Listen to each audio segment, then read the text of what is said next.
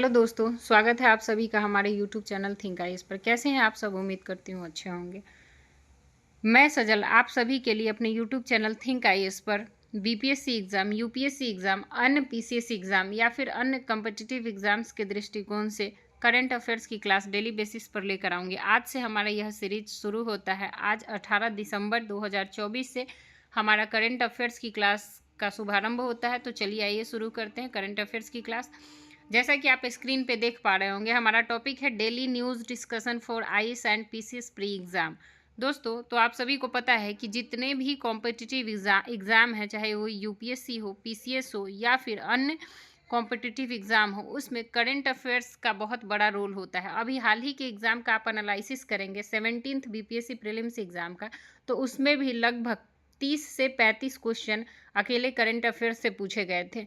तो current affairs के बिना पीसीएस एग्ज़ाम या फिर कॉम्पिटिटिव एग्ज़ाम की तैयारी करना थोड़ा सा मुश्किल है। तो चलिए आइए शुरू करते हैं करंट अफेयर्स की क्लास। वीडियो पसंद आए तो वीडियो को लाइक करिएगा, चैनल को सब्सक्राइब करिएगा और ज़्यादा से ज़्यादा शेयर करिएगा ताकि जितने भी कॉम्पिटिटिव एग्ज़ाम के स्टूडेंट्स हैं उनको हेल्प मिल सके।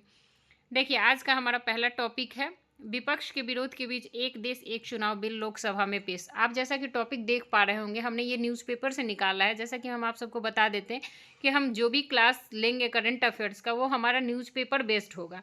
न्यूज़पेपर बेस्ड लेने से सबसे बड़ा बेनिफिट ये होगा कि जैसे एक साल का जब आप करंट एक बार में पढ़ते हैं किसी मैगजीन में, तो वो एक जगह होता तो है, लेकिन आप एक बार जब एक वर्ष के करंट अफेयर्स को पढ़ते हैं तो उसको मेमोराइज़ करना थोड़ा डिफ़िकल्ट हो जाता है, क्योंकि बहुत सारे फैक्ट होते हैं, इधर-उधर हो जाता है दिमाग में।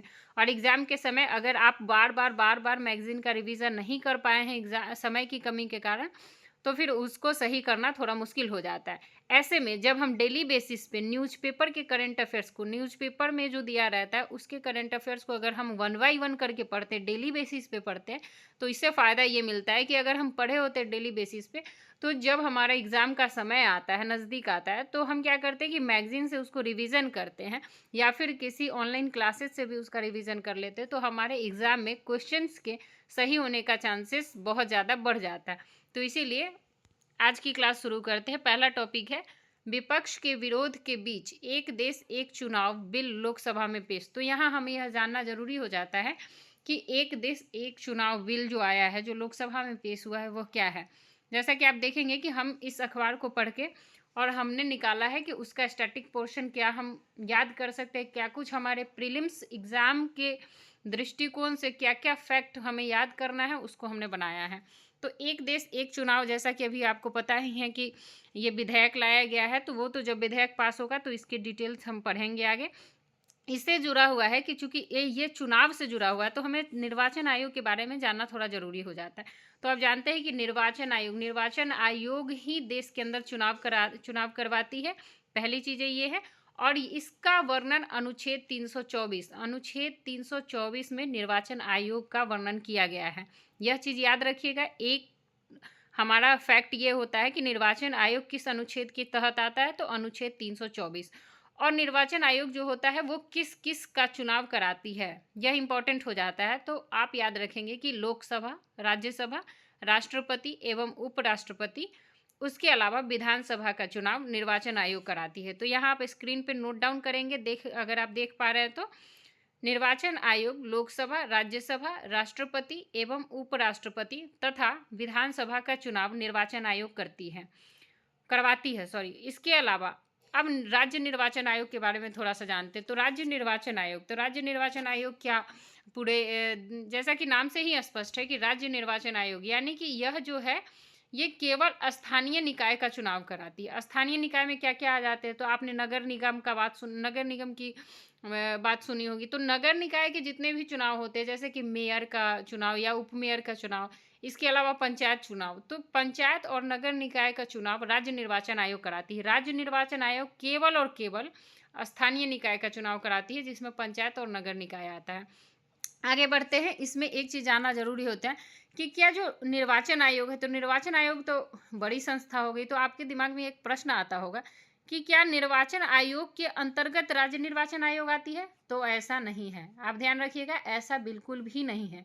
निर्वाचन आयोग भले ही बड़ी संस्था है, लेकिन उसका कार्य बिल्कुल अलग है, उसका चुनाव प्रणाली अलग है। और राज्य निर्वाचन आयोग से पूर्णतः स्वतंत्र संस्था है। अब आइए, टॉपिक नंबर दूसरा हमारा है, आप हेडलाइन देख पा रहे होंगे, राम जानकी पथ के मशरक सिवान स्ट्रेच के लिए NHAI ने तय की निर्माण एजेंसी। तो इसके बारे में आप थोड़ा सा जानते हैं कि ये जो राम जानकी पथ बन रहा है उसके बारे में थोड़ा सा डिटेल्स जान लेते हैं। इसमें एक NHAI भी महत्वपूर्ण स्टैटिक पोर्शन हमारा हो जाता है। पहले राम जानकी पथ के बारे में जानते हैं। तो यहाँ आप देख पा रहे होंगे कि NHAI जो है, NHAI द्वारा मेघा कंस्ट्रक्शन को सड़क निर्माण का कार्य दिया गया है। जो राम जानकी पथ है उसका निर्माणकर्ता कौन है? तो मेघा कंस्ट्रक्शन राम जानकी पथ को बना रही है, याद रखिएगा। और इसका लागत कितना आया है? तो 1400 करोड़। कितना? 1400 करोड़। इसमें 4 नए बाईपास का निर्माण कराया जा रहा है। 4 नए बाईपास, याद रखिएगा। यहाँ बहुत कम चीज़ें हैं याद करने को। तो आप देखेंगे कि पहली चीज़ें तो ये है कि राम जानकी पथ का निर्माण मेघा कंस्ट्रक्शन द्वारा किया जा रहा है। इसकी लागत 1400 करोड़ रुपए है। इसमें 4 नए बाईपास का निर्माण कराया जा रहा है, 1 मेगा ब्रिज बनाए जा रहे हैं, 14 छोटे पुल और 15 अंडरपास। एक बार फिर से मैं दोहरा देती हूँ, 4 नए बाईपास, 1 मेगा ब्रिज, 14 छोटे पुल और 15 अंडरपास बनाए जा रहे हैं। तो यह याद रखिएगा। अब NHAI क्या है? NHAI के बारे में थोड़ा सा जानना इंपॉर्टेंट हो जाता है। तो आप देखेंगे कि NHAI इसका फुल फॉर्म होता है national highway authority of India, यानी कि राष्ट्रीय राजमार्ग। तो थोड़ा सा जान लेते हैं कि इसकी जो स्थापना, NHAI की स्थापना कब हुई थी? तो ये 1988 के अधिनियम द्वारा बनाया गया था। अब आपको यह जानना इंपॉर्टेंट हो जाता है कि क्या यह संवैधानिक निकाय है या वैधानिक निकाय है या फिर सांविधिक निकाय है। तो आप चूंकि जानते हैं कि इसका जो निर्माण हुआ है, ये जो इसकी जो स्थापना हुई है वो 1988 के अधिनियम द्वारा की गई है। तो आप जानते होंगे कि अधिनियम के माध्यम से जो भी स्थापना किया जाता है वो एक प्रकार का सांविधिक निकाय कहलाता है। आगे देखते हैं कि इसका कार्य क्या है। तो NHAI का क्या कार्य है? तो आपको पता है कि NHAI का कार्य है कि जो NH होता है, जो राष्ट्रीय राजमार्ग होते हैं, उसका विकास करना, उसका प्रबंधन करना और उसका रख रखाव करना। उसके अलावा यह भारतमाला, आपने एक चीज़ चर्चा में सुनी होंगी कि भारतमाला परियोजना। तो आपको पता होना चाहिए, आपसे PT में प्रश्न पूछा जा सकता है कि भारतमाला परियोजना का संबंध किससे है। लिख के आ सकता है कि भारतमाला परियोजना का संबंध किससे है। तो आपका इसका उत्तर हो जाएगा कि यह राष्ट्रीय राजमार्ग से जुड़ा है। राष्ट्रीय राजमार्ग से जुड़ा है भारतमाला परियोजना। ये केंद्र सरकार की योजना है और इसके अंतर्गत NHAI पे बहुत सारा कार्य हुआ है। अगला देखते हैं, हमारा आज का तीसरा टॉपिक है, मुख्यमंत्री 23 से निकलेंगे प्रगति यात्रा पर, पश्चिम चंपारण से होगी शुरुआत। तो आप पेपर का हेडलाइन देख सकते हैं कि मुख्यमंत्री 23 से निकलेंगे प्रगति यात्रा पर, पश्चिम चंपारण से होगी शुरुआत। तो इसमें हमको जानना होगा कि प्रगति यात्रा शुरू होने वाली है बिहार से। तो इसकी शुरुआत कब से हुई होगी? सबसे पहला प्रश्न बनता है कि प्रगति यात्रा की शुरुआत कब से होगी या कब से हुई है, प्रश्न पूछा जा सकता है। तो इसकी शुरुआत 23 दिसंबर 2024 से प्रगति यात्रा की शुरुआत होगी। और किसके द्वारा किया जाएगा? तो श्री नीतीश कुमार, बिहार के मुख्यमंत्री श्री नीतीश कुमार द्वारा प्रगति यात्रा किया जाएगा। और इसकी शुरुआत कहाँ से होगी, इसका प्रारंभ कहाँ से किया जाएगा? तो बिहार का ही एक जिला है पश्चिम चंपारण, बेतिया, पश्चिम चंपारण के बेतिया प्रखंड से किया जाएगा। और इस प्रगति यात्रा का शेड्यूल किसने जारी किया है? यह भी प्रश्न बन सकता है कि प्रगति यात्रा का शेड्यूल किसने जारी किया है। तो अपर मुख्य सचिव डॉक्टर एस सिद्धार्थ ने प्रगति यात्रा का शेड्यूल जारी किया है। और इसमें ध्यान रखने बात यह है, योग्य बातें यह है कि प्रगति यात्रा पहले चरण में सिर्फ 6 जिला में किया जाएगा। और ये कब से कब तक है? तो 23 से 28 दिसंबर तक प्रगति यात्रा चलेगा मुख्यमंत्री का, जिसमें से एक चीज़ याद रखना होगी कि 25 दिसंबर को यात्रा नहीं किया जाएगा, क्योंकि उस दिन क्रिसमस डे है, क्रिसमस का अवकाश है, इसलिए 25 दिसंबर को यात्रा कंटिन्यू नहीं रहेगी। और कहाँ कहाँ जाएगी? तो एक तो मैं बता देती हूँ आपको शॉर्ट में। पहला आप देख पा रहे होंगे कि पश्चिम चंपारण बेतिया से शुरू होगी और वैशाली तक होगी। और ये 23 दिसंबर को पश्चिम चंपारण बेतिया से शुरू होगी और 23 तारीख को ही वाल्मीकि नगर में रात्रि विश्राम मुख्यमंत्री करेंगे। फिर 24 तारीख को पूर्वी चंपारण मोतिहारी में, 24 दिसंबर को पूर्वी चंपारण मोतिहारी में है इसका शेड्यूल। 25 तारीख को हमारी छुट्टी है और 26 दिसंबर को शिवहर व सीतामढ़ी में किया जाएगा। 27 दिसंबर को मुजफ्फरपुर में किया जाएगा और 28 तारीख को वैशाली में। इस प्रकार पश्चिम चंपारण से यात्रा की शुरुआत होगी और वैशाली में इस यात्रा को खत्म किया जाएगा, इस यात्रा का अंत किया जाएगा पहले चरण का।